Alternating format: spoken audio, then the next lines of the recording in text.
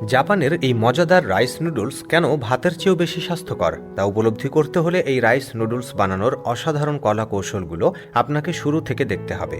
আপনি দেখবেন rice noodles কোম্পানিগুলো সরাসরি এই নতুন উৎপাদিত চালগুলোর সাথে পানি মিশিয়ে একটা বড় মেকানিক্যাল গ্রাইন্ডারের ভেতর দিয়ে চালনা করে এবং সবগুলো ভেজা চালকে রাইস মিল্কে রূপান্তরিত করে।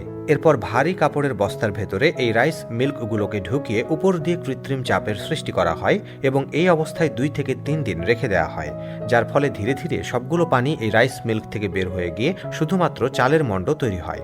এবার এই শুকনো চালের মণ্ডকে আরেকটা মেকানিক্যাল প্রেসিং মেশিনের মধ্যে তীব্র চাপ দিয়ে কিউব আকারের মাঝারি সাইজের টুকরোতে রূপান্তরিত করা হয়, যে মণ্ডগুলোকে অন্য আর একটা স্টিম রুমে রেখে দীর্ঘক্ষণ ভাপ দেওয়ার ফলে সেগুলো বেশ শক্ত হয়ে যায়। পুনরায় সেই শক্ত মণ্ডগুলোকে আরেকটা মেকানিক্যাল মেশিনের মাধ্যমে ভেঙে চূর্ণ করা হয়, যা স্বয়ংক্রিয় রোলিং মেশিনের মাধ্যমে রাইস কার্পেটে রূপান্তর করা হয়। প্রিয় দর্শক, আপনাদের জানিয়ে রাখি, রাইস নুডলসের সবচেয়ে গুরুত্বপূর্ণ উপাদান কিন্তু এই রাইস কার্পেট, যে রাইস কার্পেটকে রোল করে আরেকটা প্রেসিং মেশিনের মাধ্যমে তীব্র চাপ দিয়ে কাঙ্ক্ষিত স্বচ্ছ চকচকে রাইস নুডলস তৈরি করা হয়।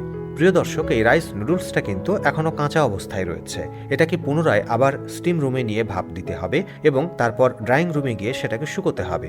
এরপর এই ফ্যাক্টরির কর্মীরা বিশাল লম্বা রাইস নুডলসগুলোকে নির্দিষ্ট মাপে কাটিং করেন এবং পুনরায় আবার ড্রাই করে সেগুলোকে প্যাকেজিং করে বাজারজাত করা হয়। প্রিয় দর্শক, এই রাইস নুডলসের সবচেয়ে গুরুত্বপূর্ণ হেলথ বেনিফিট হচ্ছে চালের মধ্যে থাকা ন্যাচারাল অর্গানিক যে বেনিফিটস আছে তার সবগুলোই রাইস নুডলসে উপস্থিত রয়েছে। কিন্তু আমাদের দেশে আমরা যখন চালকে সেদ্ধ করে সেই মাড় ফেলে দেই, মানে ভাতের মাড় ফেলে দেই, তার ফলে কিন্তু গুরুত্বপূর্ণ চালের নিউট্রিশনগুলো চলে যায়।